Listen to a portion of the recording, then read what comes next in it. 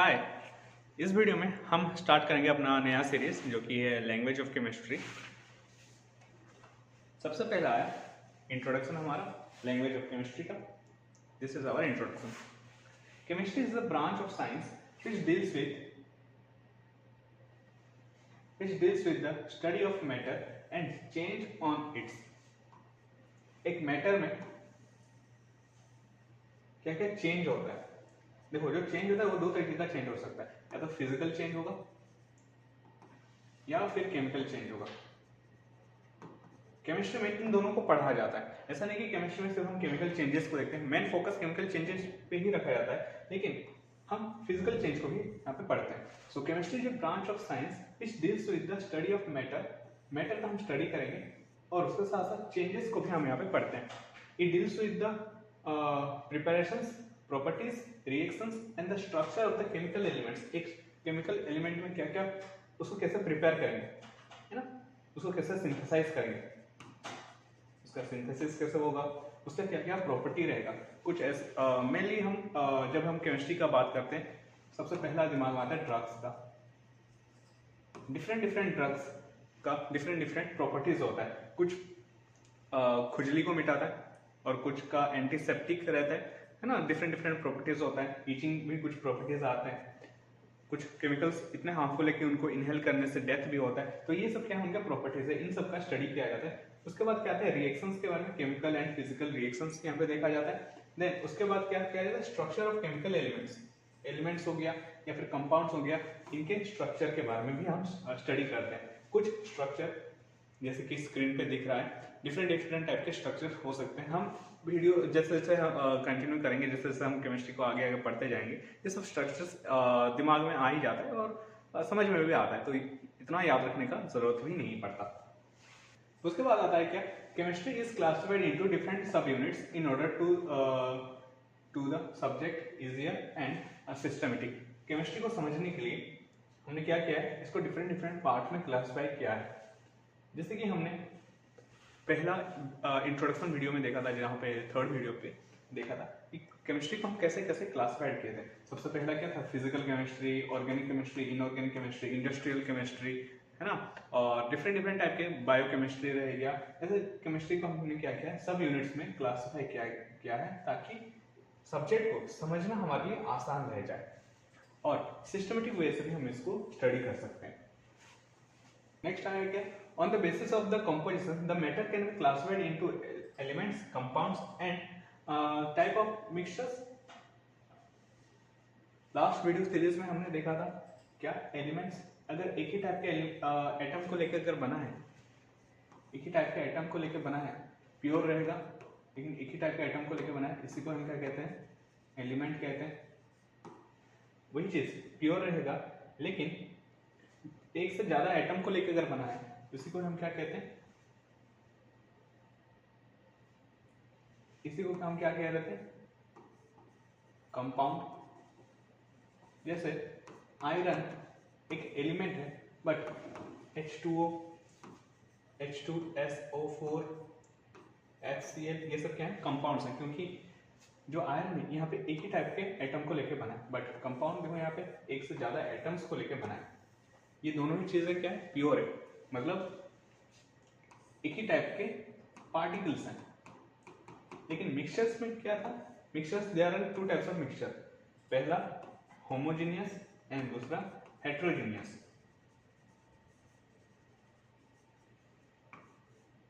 Homogeneous and heterogeneous mixtures, यहाँ पे जो प्योर सब्सटेंस था, यहाँ पे केमिकल रिएक्शन होता है, लेकिन यहाँ पे कोई भी रिएक्शन होता नहीं। यहाँ पे जो पार्टिकल्स हैं वो आपस में ही बस एक साथ रहते हैं, ना ही इनके बीच में कोई फिजिकल रिएक्शन होता है, ना ही इनके बीच में कोई केमिकल रिएक्शन होता है। नेक्स्ट क्या, every science has its own technical terms. Every science has its own technical terms which are frequently used and which are considered as is language। तो लैंग्वेज का यहाँ पे जो डेफिनेशन आया क्या, केमिस्ट्री में या फिर साइंस की दुनिया में जो लैंग्वेज है वो क्या है, कुछ ऐसे टेक्निकल टर्म्स हैं जिसको हम फ्रीक्वेंटली यूज करते हैं, जैसे कि atomic mass, solution, then pressure, concentration, कुछ इतने हैं। और भी जैसे जैसे हम आगे पढ़ेंगे कुछ रेडिकल्स आ गए, कुछ कैटायन एनायन रह गए, कुछ स्पेसिस रह जाते हैं ना, तो उनके बारे में भी हम देखेंगे जैसे जैसे हम चैप्टर में आगे बढ़ेंगे तो ये सब टर्म्स हमारे पास आते जाएंगे, तो उन सब चीज़ों को हम इस चैप्टर में पढ़ेंगे, ठीक है। और इसी सब चीज़ों को हम क्या कहते हैं, लैंग्वेज कहते हैं, language of chemistry. In chemistry we find that in addition to the technical terms it is also a certain expressions like H2। यहाँ पे H2 का मतलब क्या है, N2 रह गया, NaCl हो गया, MgCl2 हो गया, KMnO4 हो गया, देन H2SO4 हो गया। तो ऐसे क्यों लिखा गया, एक चीज है देखो यहाँ पे समझो, यहाँ पे ये NaCl, ये कैपिटल ये स्मॉल है, ये कैपिटल ये स्मॉल है, लेकिन इसमें H2SO4 यहाँ पे सारे जो अल्फाबेट है सभी कैपिटल में, तो ऐसा क्यों है। देन उसके बाद ये नंबर क्या स्पेसिफाई, इनकी स्पेसिफिकेशन क्या है, ये नंबर क्यों यहाँ पे यूज हो रहे हैं, तो ये सब चीजें हैं जो कि हम इस चैप्टर में पढ़ेंगे, और ये सब को समझना ही हमारा मेन फोकस रहेगा। नेक्स्ट आता है atomic mass and atomic weight, इसको भी हमने पढ़ रखा है, इसको भी हमने जान रखा है। एक एटॉमिक मास और एटॉमिक वेट, एक एटम का मास को ही हम क्या कहते हैं, एटॉमिक मास कहते हैं। ये एटम किस किस को लेके बना है, यहाँ पे इलेक्ट्रॉन्स हैं, आउटर सेल में इलेक्ट्रॉन्स रहते हैं, लेकिन जो अंदर रहता है, जो न्यूक्लियस रहता है, यहाँ पे प्रोटॉन एंड न्यूट्रॉन होते हैं, और एक सब एटॉमिक पार्टिकल जो कि इलेक्ट्रॉन है।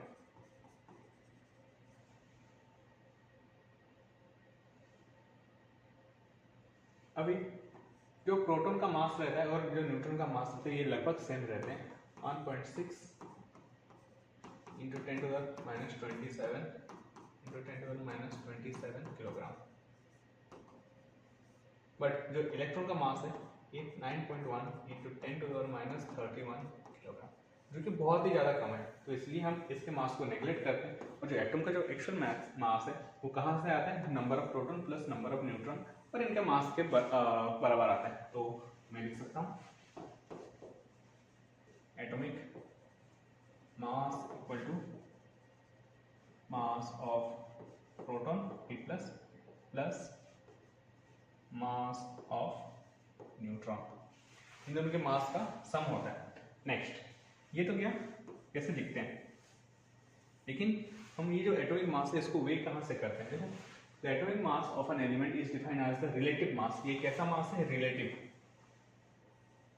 व्हाट इज रिलेटिव मास, किसी की कंपैरिजन में अगर हम कोई मास निकाल रहे हैं उसी को हम क्या कहते हैं, रिलेटिव मास कहते हैं। Relative mass of an atom of the element as compared to the mass of atom of C12 isotope, carbon का 12th आइसोटोप। आइसोटोप्स के बारे में भी जानते हैं हम, जहाँ पे प्रोटॉन का नंबर तो सेम रहता है लेकिन न्यूट्रॉन का नंबर चेंज हो सकता है। तो कार्बन के टोटल 3 आइसोटोप्स हैं, और भी ज़्यादा हो सकते हैं, लेकिन मेनली हम पढ़ते हैं C12, C13 एंड C14। हमने इस आइसोटोप को लिया और इससे हर एक एलिमेंट का मास को कंपेयर किया। देखो इसको ऐसे समझो, मान लीजिए यहाँ पे एक वेइंग मशीन है,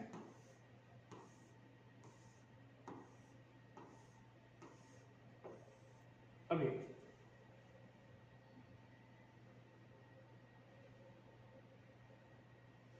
इसके ऊपर मैं एक पत्थर रखा,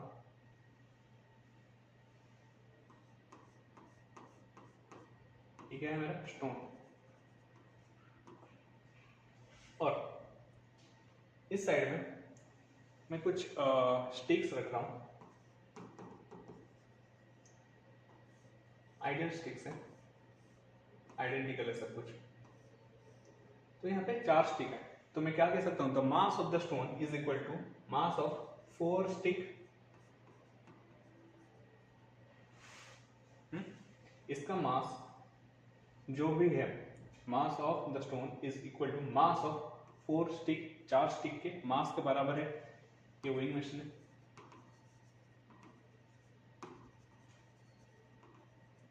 अभी मैं स्टोन को रिप्लेस कर रहा हूं कोई दूसरे चीज से।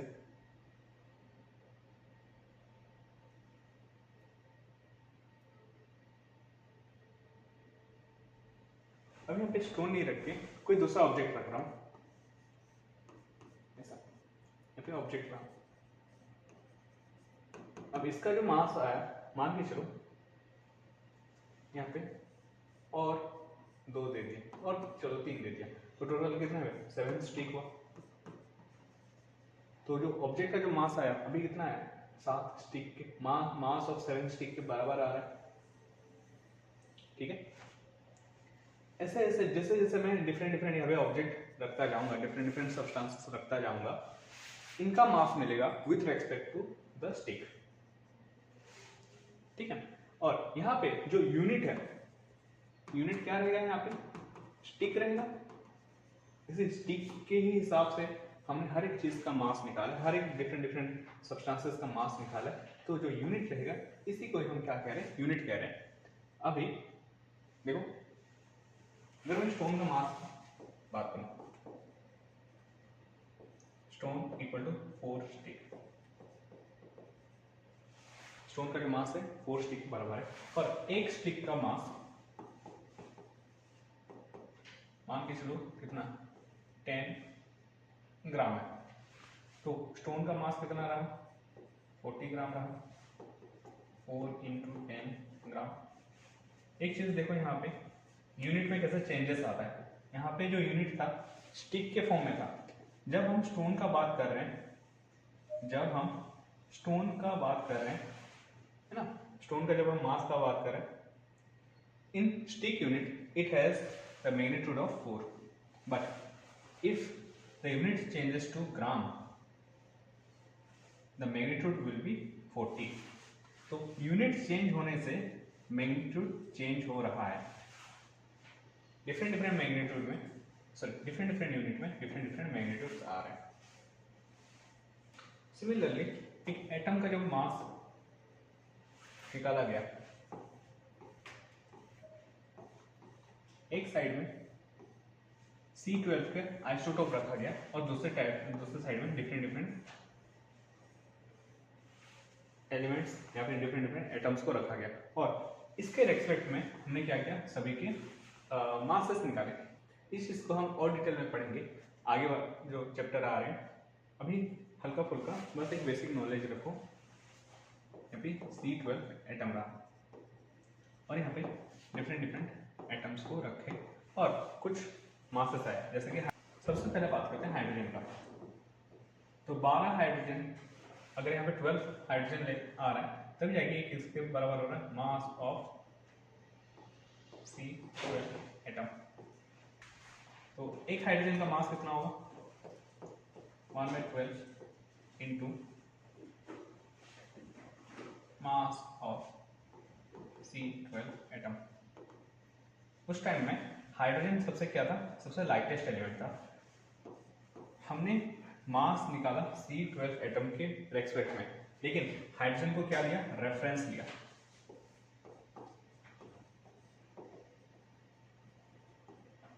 अभी हर एक एटम का मास हाइड्रोजन से कंपेयर किया जाने लगा। इस चीज को थोड़ा सा ध्यान से समझो। कोई भी एटम का मास निकाला गया है C12 एटम से, लेकिन हाइड्रोजन को रेफरेंस में लेके, तो इसी हिसाब से अगर मैं यहाँ पे बात करूं mass of hydrogen is equal to 1 times into 1/12 into mass of C12 atom. Next mass of helium, ये कितना आया था 4 into 1/12 into mass of C12 atom.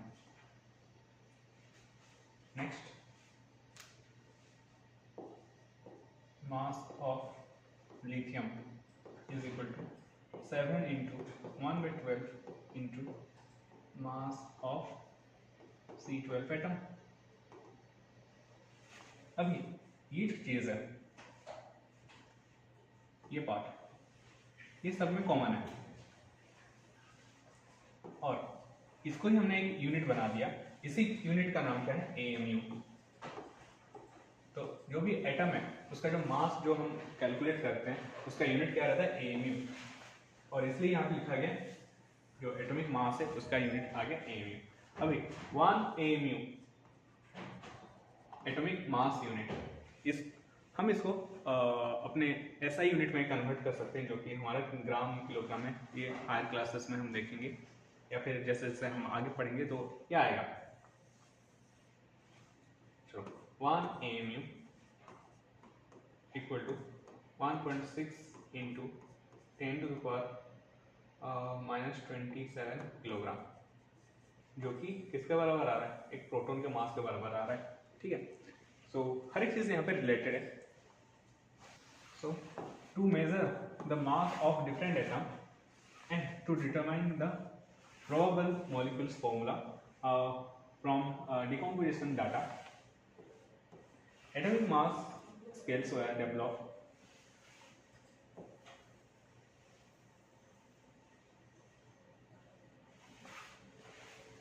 Initially, in the 19th century, the atomic scale was made by using the hydrogen, the lightest element. ठीक है, as reference, तो hydrogen को हमने reference लिया। H atoms were arbitrarily assigned by the mass of 1, तो इसको हमने 1 assign किया और इसके कंपेयर में हम जितने भी आगे आए, जितने भी एटम्स मिले उनका हमने मास निकाला। The other atoms were assigned related to it। तो या जो चीज़ हमने अभी देखा वही चीज़ है यहाँ पे। अब और एक बहुत इंपॉर्टेंट चीज़ है ये वाला, 1 gram atomic mass of any element contains the same number of atoms that the element as there are carbon atom in exactly 12 gram of the carbon 12. This number is Avogadro number. This is the number. This is atomic by इतने atoms पर ग्राम। ठीक है, इसके बारे में समझो कि बहुत बहुत बहुत इंपॉर्टेंट आता है। जैसे कि हमने देखा हाइड्रोजन का एटॉमिक मास कितना था? 1 AMU। इसी हिसाब से हीलियम का कितना आया? 4 AMU। लिथियम का आया 7 AMU। कार्बन का आया 12 AMU। नाइट्रोजन का होता है 14 AMU एंड ऑक्सीजन का आया 16 AMU। तो हर एक चीज का ऐसे हम एटॉमिक मास है इनका इन AMU स्केल, एक एटम का ये मास रहा। अगर मैं यहाँ पे ग्राम लिख दूं 1 ग्राम, इसको 4 ग्राम, ये 7 ग्राम,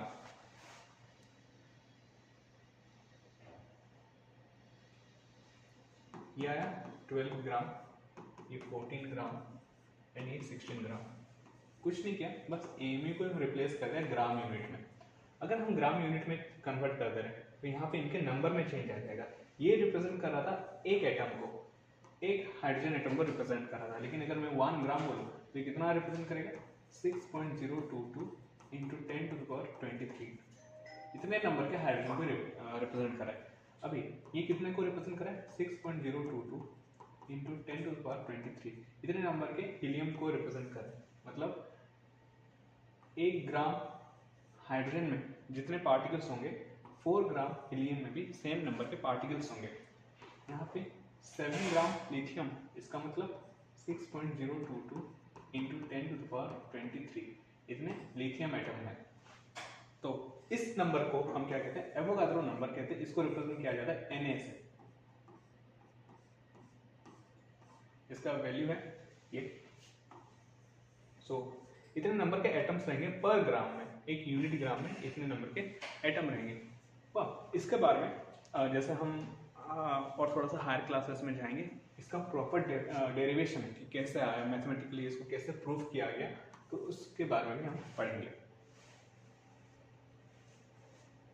सो यहाँ पे कुछ एलिमेंट्स हैं, उनके एटॉमिक नंबर है और उनके एटॉमिक मास है, ये सब लिखा गया। जैसे हाइड्रोजन का रहा, इसका एटॉमिक नंबर ये है 1 2 3 4 5 6 7 8 9 10। और 1 से लेके 20 तक है, कैल्शियम तक है, और इनके एटॉमिक मासेस दिया गया है। कुछ का एटॉमिक मास हमें याद रखना पड़ेगा, कुछ का टाइम टू टाइम में याद रह जाता है, और अगर कभी भी दूसरे एटम का अगर हमें मास जरूरत पड़ा तो वो हमें गिवन रहता है क्वेश्चन में।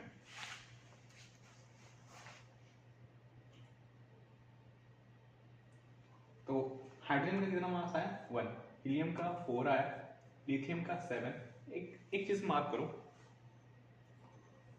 ये तो याद रह गया 1, ये इंटू 2 हो रहा है, यहाँ पे इंटू 2 प्लस 1, यहाँ पे भी इंटू 2 प्लस 1 हो रहा है, 4 इंटू 2 8 प्लस 1 9, यहाँ पे भी इंटू 2 प्लस 1, यहाँ पे इंटू मल्टीप्लाइड बाई 2, यहाँ पे भी multiplied by 2, multiplied by 2, multiplied by 2 plus 1, then multiplied by 2। तो कहाँ कहाँ पे क्या हो रहा है थोड़ा सा ध्यान में रखना है। जैसे हम पीरियोडिक टेबल के बारे में पढ़ेंगे तो उस टाइम में तुम्हें सब कुछ समझ में आ जाएगा कि कहाँ पे मल्टीप्लाइड 2 हो रहा है और कहाँ पे मल्टीप्लाइड 2 प्लस 1 हो रहा है। तो 1 से लेकर 20 तक में ये चीज़ देखा गया है कि या तो मल्टीप्लाइड बाई 2 होगा या फिर मल्टीप्लाइड 2 प्लस 1 होगा। जैसे सोडियम का आया 23, मैग्नीशियम का 24, एल्यूमिनियम का 27, सिलिकॉन का 28, phosphorus 31, sulphur 32, chlorine 35.5, argon 40, potassium 39 and calcium का आता है 40 आता है। सो अगेन यहाँ पे एक चीज मार्क करने का है, दिस मास। हमने क्या कहा था, जो मास रहेगा number of proton plus number of neutron के बराबर रहेगा, न्यूट्रॉन और प्रोटॉन के मास के बराबर रहेगा। अगर कहीं पे एक प्रोटॉन रहा और एक न्यूट्रॉन रहा तो इसका मास कितना आएगा, 2 AMU आना चाहिए, 2 यूनिट का आना चाहिए। जैसे कि हीलियम में अगर 4 आ रहा है मतलब 2 यहाँ पे प्रोटॉन है, ये किसको रिप्रेजेंट कर रहा है, नंबर ऑफ प्रोटॉन को रिप्रेजेंट कर रहा है, ठीक है। तो एटॉमिक मास से अगर मैं एटॉमिक नंबर को अगर मैं सब्सट्रैक्ट कर दूं एटॉमिक नंबर को, तो मुझे क्या देगा, नंबर ऑफ प्रोटॉन दे रहा है। तो यहाँ पे कितने हैं, 3 प्रोटॉन, हाँ 4 प्रोटॉन आएंगे, यहाँ पे 5 प्रोटॉन, यहाँ पे 6 प्रोटॉन, यहाँ पे भी 6, सॉरी यहाँ पे कितना है 2 न्यूट्रॉन, यहाँ पे 4 न्यूट्रॉन, यहाँ पे 5 न्यूट्रॉन, यहाँ पे 6 न्यूट्रॉन और भी यहाँ पे 6 न्यूट्रॉन, ऐसे हम सब निकाल सकते हैं। बट इसका क्या मतलब रहा 35.5, कभी भी प्रोटॉन और न्यूट्रॉन ये सब एटॉमिक पार्टिकल्स हैं, हम इनको कभी भी डिवाइड नहीं कर सकते। तो यहाँ पे मास ऐसे कैसे आ गया, ठीक है। तो नेक्स्ट ये चीज पे हम देखते हैं एक्चुअल में क्या था, ये सिर्फ एटॉमिक मास नहीं था, ये क्या था, एवरेज एटॉमिक मास। अब एवरेज का मतलब देखो, हम एवरेज कहाँ पे यूज करते हैं, अगर मान के चलो मेरे पास बहुत सारे सब्सटेंसेस है या फिर बहुत सारी चीजें हैं, जैसे कि ए का आया 5, बी का आया 5, सी का आया 5, डी का आया 5, ठीक है। अगर यहाँ पे मैं एवरेज लूँ 5 plus 5 plus 5 plus 5 divided by 10, sorry divided by 4, तो कितना आ रहा है 5 आ रहा है, एवरेज जैसे ही तो निकलता है, ठीक है। मतलब यहाँ पे हर एक के पास 5 है, बट क्या होगा a equal to 5, b equal to 7, c equal to 10 and d equal to 12 10 22 और इसको चलो 2 दे दो, तो 5 plus 7 plus 10 plus 2 divided by 4, इसका सम आ रहा है कितना 24 बाई 4 6, ओके। तो इनका एवरेज आया 6। अब एवरेज क्या रिप्रेजेंट कर रहा है, देखो कभी भी एक से ज्यादा अगर डाटा हो, है ना, बहुत सारे डाटा को अगर एक ही डाटा से अगर हम रिप्रेजेंट करना चाहते हैं तो वहां पे हमें क्या यूज करना पड़ता है, एवरेज यूज करना पड़ता है। यहाँ पे कहीं पे 6 है ही नहीं, फिर भी अगर 6 आ रहा है मतलब इनका एवरेज कितना है 6 है, या तो 6 से थोड़ा सा ज्यादा आगे हो सकता है या फिर नीचे हो सकता है। मतलब ये जो डाटा है इसको कहाँ से रिप्रेजेंट किया गया, 6 से रिप्रेजेंट किया गया। एवरेज वही बताता है बहुत सारे डाटा को एक नंबर में, एक स्पेसिफिक नंबर में रिप्रेजेंट करना। सिमिलरली एवरेज एटॉमिक मास, जो एवरेज एटॉमिक मास होगा, एक ही एटम होगा, मान के चलो अगर मैं मान के चलूं एक एटम है क्लोरीन,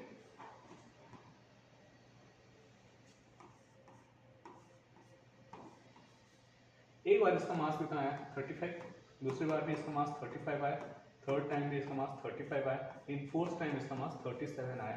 तो जितने भी मासेस है सबको सम किया गया, 35 plus 35 plus 35 plus 37 divided by 4। Average का मतलब यही है कि सारे मासेस का सम लेके डिवाइड किया गया, एवरेज निकाला गया, ताकि एक नंबर में हम इसको क्या कर सके, रिप्रेजेंट कर सके। और यहाँ पे इसका मास कितना है 35.5। सो अगर कहीं भी अगर डेसिमल में अगर आ रहे हैं कोई भी एटॉमिक मास, हम स्क्रीन पर देख सकते हैं जितने भी एटॉमिक मासेस हैं सब कहाँ पे आ रहे हैं डेसिमल में, मतलब यहाँ पे क्या है उनके आइसोटोप्स भी मिले हुए हैं और यहाँ पे उनका जो मास लिया गया वो एवरेज एटॉमिक मास लिया गया है। The average atomic mass sometimes called atomic weight, इसको हम एटॉमिक वेट भी कहते हैं, of an element is the weight average mass of the atoms in a naturally occurrence sample of the element. तो nature में कि जैसा अकरेंस है, जैसे ये मिलते हैं उनके जितने भी आइसोटोप्स हैं सभी आइसोटोप्स को लेके उनका एवरेज मास निकाला गया है और उसी चीज़ को हम जो लिखते हैं वही क्या है हमारा एटॉमिक वेट है। डिफरेंट एटम्स के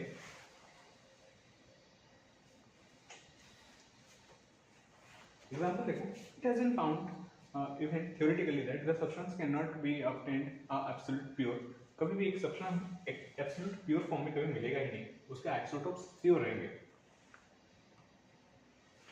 similarly the naturally occurrence element contains more than one isotope. Isotopes are the atoms, isotopes हमें पता है यहाँ पे एटॉमिक नंबर में या फिर उनके एटॉमिक मासेस में डिफरेंट होता है, एटॉमिक नंबर सेम रहेगा लेकिन एटॉमिक मास अलग होगा। In such case the atomic mass reported of an isotope mixtures is the of an element is actually the average mass. ठीक है, तो ये उसका फॉर्मूला है, कैसे मिलता है। यहाँ पे हमने क्या किया, सम किया, सम ऑफ कितना परसेंटेज में एक एटम मिल रहा है, उसका अबंडेंस क्या है, into isotopic mass divided by 100 क्या है। ठीक है, या फिर एवरेज कैसे निकालोगे, जैसे हम निकालते हैं फ्रैक्शनल अबंडेंस से निकाल भी सकते हैं। जैसे कि कार्बन का यहाँ पे सॉरी क्लोरीन का लिखा गया है, क्लोरीन के दो आइसोटोप्स हैं, क्लोरीन 35 एंड क्लोरीन 37। नेचर में ये मिलता है 75% और ये मिलता है 25%। तो अगर हम यहाँ पे पुट करें, सम करेंगे, percentage abundance 75 into mass of the isotope 35 plus sum है तो प्लस आया 25 इंटू 37 डिवाइडेड बाय 100। जब इसको निकालोगे कितना आएगा 37.5 सॉरी 35.5। ठीक है, तो या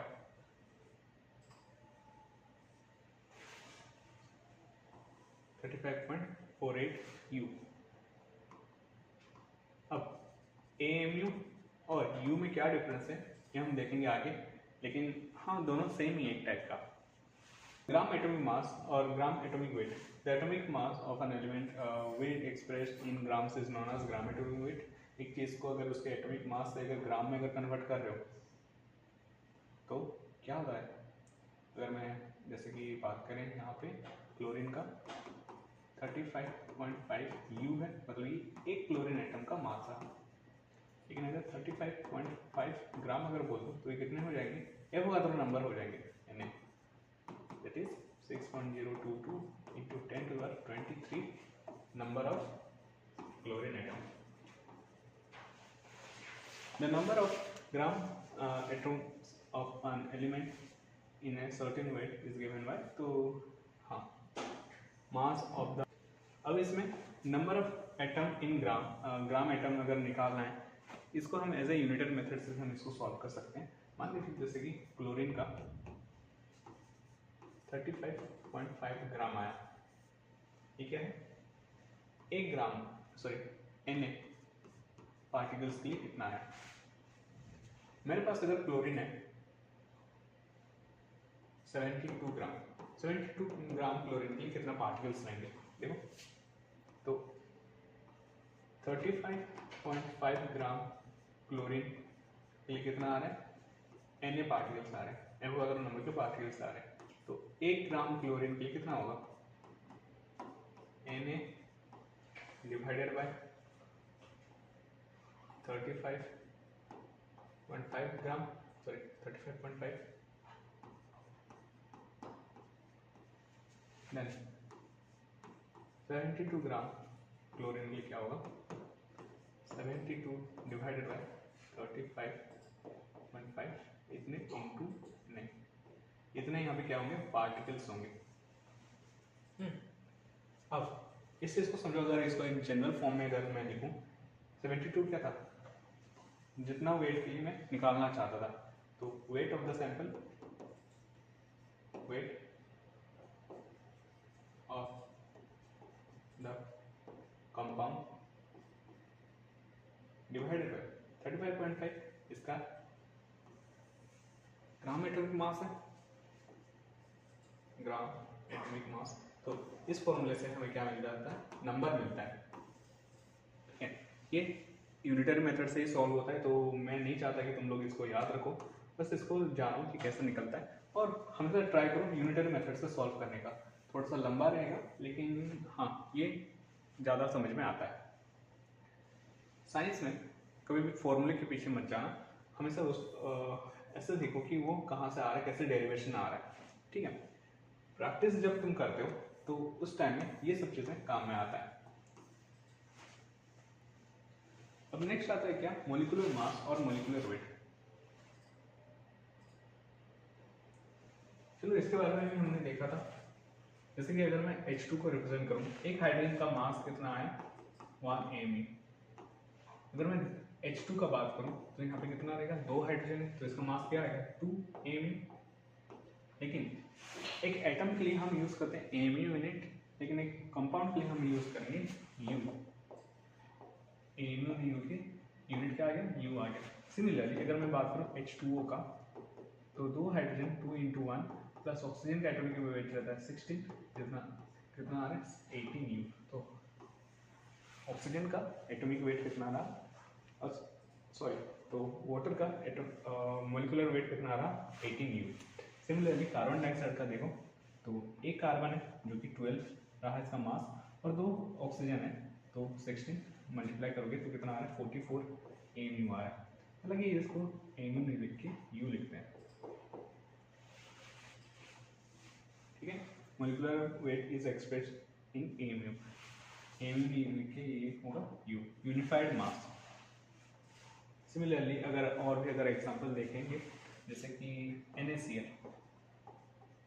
सोडियम का कितना रहा, 23 प्लस क्लोरीन का 45.5 इज इक्वल टू 58.5 e। तो एक NaCl जो कंपाउंड रहेगा उसका मास कितना रहा, 58.5 u रहा। हम नेक्स्ट क्लास में इन सब के बारे में पहले डिफरेंट एटॉमिक वेट का हम वेट निकालना सीखेंगे, फिर हम देखेंगे कि एटॉमिक वेट इतना ज़्यादा हमने इसमें फोकस क्यों किया, है ना। इतना इस चैप्टर से तो कोई रिलेटेड नहीं था, हम यहाँ पे तो लैंग्वेज सीखने जा रहे थे, तो एटॉमिक वेट पे ही इतना हम डिटेल में क्यों गए। ठीक है, मिलते हैं नेक्स्ट वीडियो पे और इस क्वेश्चन का आंसर के साथ। बाय।